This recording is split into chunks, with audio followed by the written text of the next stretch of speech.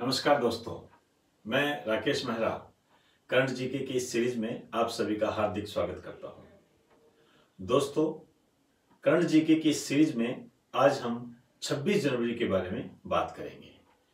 बहुत महत्वपूर्ण टॉपिक है आपके एग्जाम की दृष्टि से, और आने वाले अभी जो एसएससी के एग्जाम होंगे उनमें मेरा ऐसा विश्वास है, ऐसा मेरा एक्सपीरियंस है कि इस संदर्भ में क्वेश्चन जरूर पूछा जाएगा। तो दोस्तों, सबसे पहले हेडिंग डाल दीजिए 26 जनवरी। अब इस 26 जनवरी के संदर्भ में यदि हम बात करें तो सबसे पहले ये बात आती है कि ये 26 जनवरी बनाई क्यों जाती है। दरअसल ये बात है कि 26 जनवरी 1950 को भारतीय संविधान लागू हुआ था। मैं यह थोड़ा सा आपको ब्रीफ में बताना चाहूंगा कि कुछ डेट्स हैं जिनको आप अच्छे तरीके से कंठस्थ कर लें। ये आपके एग्जाम की दृष्टि से बहुत महत्वपूर्ण होगी। उसके बाद मैं नेक्स्ट टॉपिक चालू करूंगा अपना। एक तो ये कि 9 दिसंबर 1946 को संविधान सभा की पहली बैठक हुई थी, और उसके बाद में ये 26 नवंबर 1949 को भारतीय संविधान को अंगीकृत, अधिनियमित व आत्मापित किया गया था। अर्थात भारतीय संविधान को अपनाया गया था, अर्थात भारतीय संविधान को स्वीकार किया गया था। ये 3 क्वेश्चन है। इन 3 क्वेश्चनों को इसी पैटर्न के आधार पर पूछा जाता है। उसके बाद जो 24 जनवरी 1950 है, इसमें भारतीय संविधान सभा की अंतिम बैठक हुई थी, जिसमें सभी सदस्यों ने हस्ताक्षर किए थे, और सबसे पहले जो हस्ताक्षर किया था वो जवाहरलाल नेहरू ने किया था। और फिर उसके जस्ट 2 दिन बाद 26 जनवरी 1950 को भारतीय संविधान लागू हुआ। तो 26 जनवरी 1950 को जब भारतीय संविधान लागू हो गया तो वर्तमान में मैं जैसे राइट डाउन कर रहा हूं उसी तरीके से आप लिखते जाइए।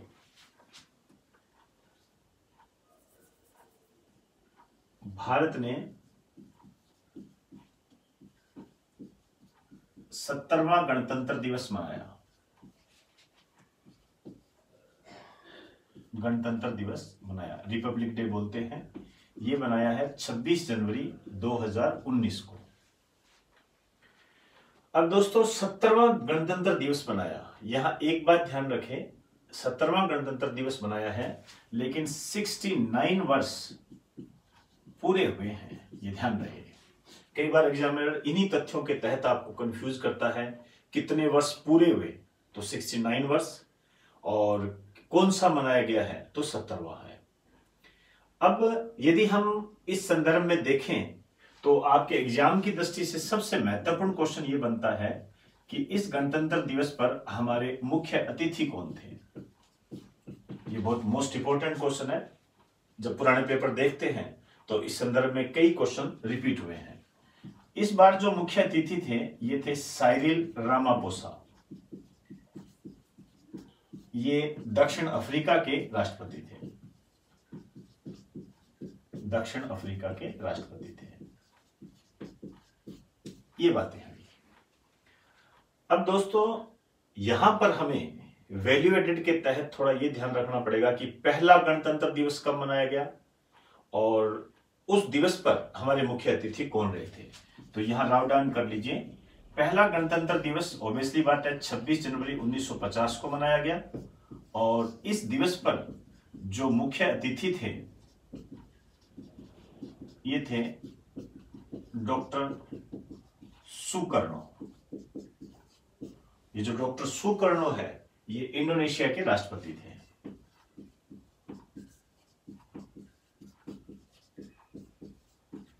इंडोनेशिया के राष्ट्रपति थे। अब दोस्तों, इसमें ये बात आती है कि इस दिवस को इस बार क्या विशेष बातें हुई।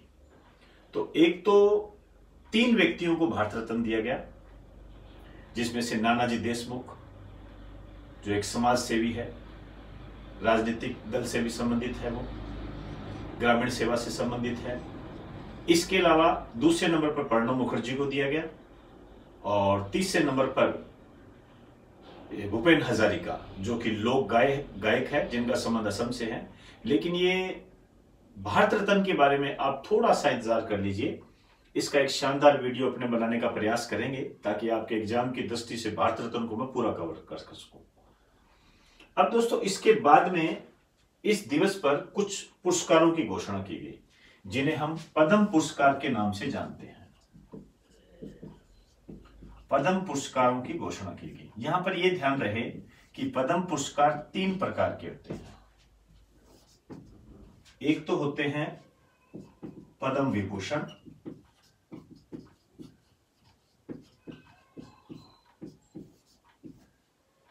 दूसरा पद्म भूषण,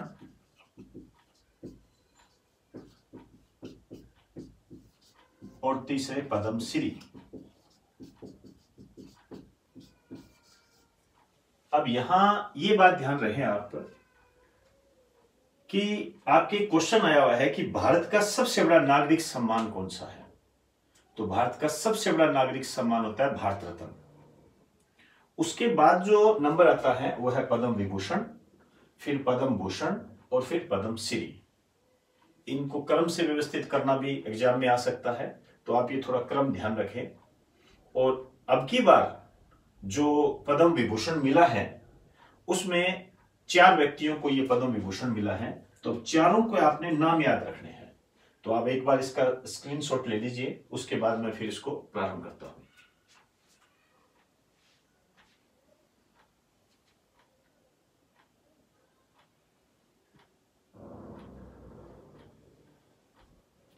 आइए दोस्तों, चालू करते हैं इसको अपने।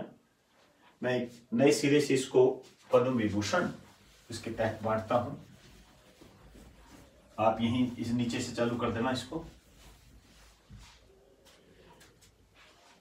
अभी हमने 3 पार्ट्स में बांटा था इसको।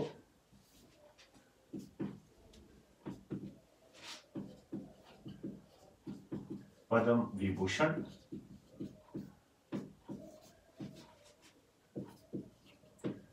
पद्म भूषण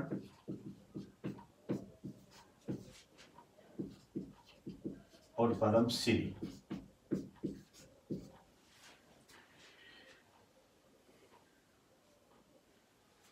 पद्म विभूषण 4 व्यक्तियों को मिला है। पंडवानी गायिका तीजन बाई को मिला है। तीजन बाई को आप कह सकते हो यह एक लोक गायक है। यह एक लोक गायक है। इनका संबंध जो है छत्तीसगढ़ से है। दूसरे नंबर पर जो पद्म विभूषण मिला है वो है इस्माइल उमर गुले।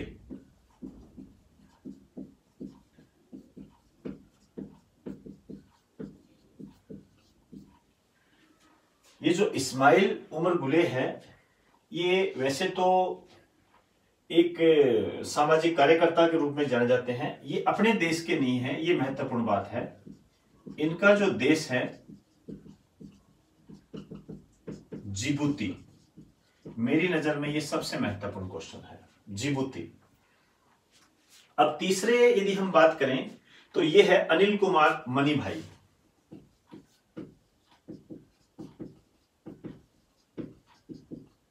अनिल कुमार मणिभाई ये औद्योगिक क्षेत्र से संबंधित है और महाराष्ट्र से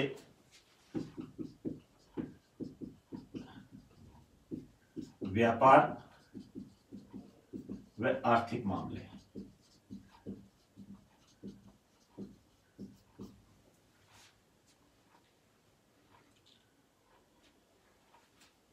चौथे नंबर पर जो है ये है बलवंत मोरेश्वर। इनका संबंध भी महाराष्ट्र से है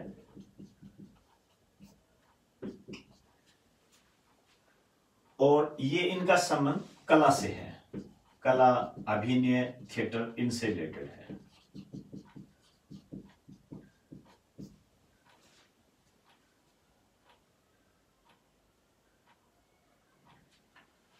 पद्म भूषण जो मिले हैं ये 14 व्यक्तियों को मिले हैं, जिसमें आप ध्यान रहे तो ठीक है, नहीं तो इतनी कोई बड़ी बात नहीं है। बस कुछ चीजें जैसे कुलदीप नैयर, ये पत्रकार है। एक बछेंद्री पाल, ये पर्वतारोही है, आप जानते ही हो, माउंट एवरेस्ट पर चढ़ने वाली पहली महिला है, बछेंद्री पाल है। और कोई ज्यादा महत्वपूर्ण इतनी बड़ी बात नहीं है। पद्मश्री में बात करें तो ये मोहनलाल को मिला है, जो कला क्षेत्र से संबंधित है, जो फिल्मों में, दक्षिण भारत की फिल्मों में कई बार आते हैं, उनको मिला है। मनोज वाजपेयी, ये तो वेल नोन है आपके लिए, इनका संबंध भी कला से है। और एक कादर खान, जिनका अभी हाल फिलहाल निधन हुआ था, इनका संबंध भी कला से है।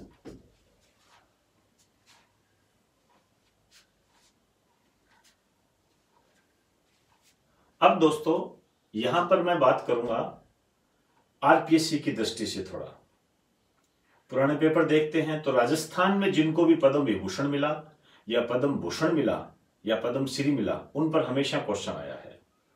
तो राजस्थान के संदर्भ में यदि हम, पहली बात तो राजस्थान के संदर्भ में यदि हम देखें तो पद्म विभूषण नहीं मिला है, पद्म भूषण भी नहीं मिला है और पद्म श्री मिला है 2 व्यक्तियों को। तो इसके नीचे आप एक नोट डाल के लिख दीजिए, राजस्थान के संदर्भ में पद्मश्री, या राजस्थान के संदर्भ में हुकमचंद पाटीदार, हुकमचंद पाटीदार को मिला है। ये ध्यान रहे, मानपुरा झालावाड़ से संबंधित है।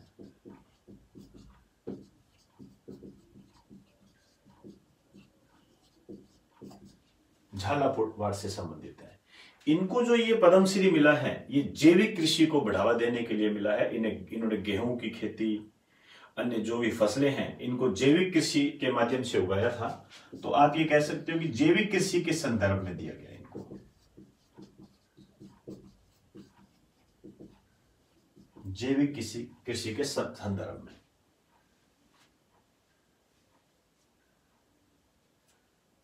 दूसरे जो है ये है जगदीश प्रसाद पारिक,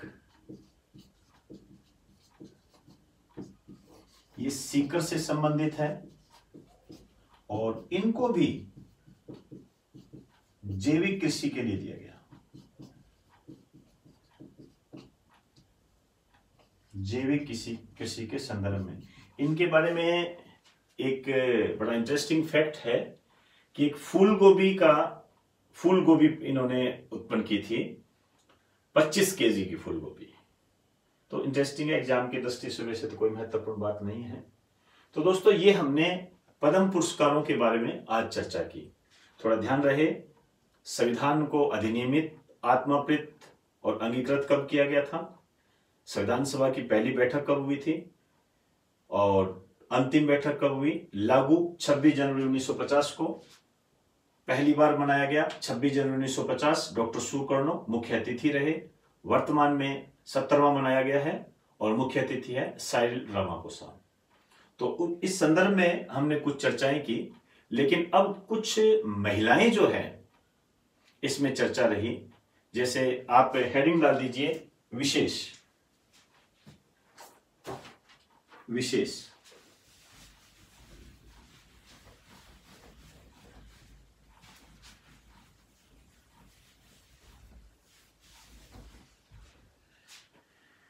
विशेष में सबसे पहले हेडिंग डालिए कैप्टन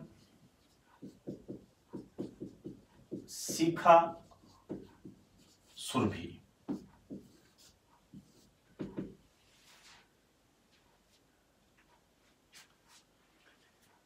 ये 26 जनवरी 2019 को इस कारण से चर्चा रही क्योंकि इन्होंने मोटरसाइकिल पर खड़े होकर करतब दिखाया। दूसरी है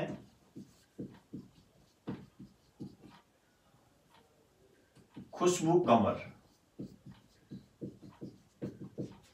ये आरपीएससी की दृष्टि से इंपॉर्टेंट है, झुंझुनू राजस्थान से संबंधित है।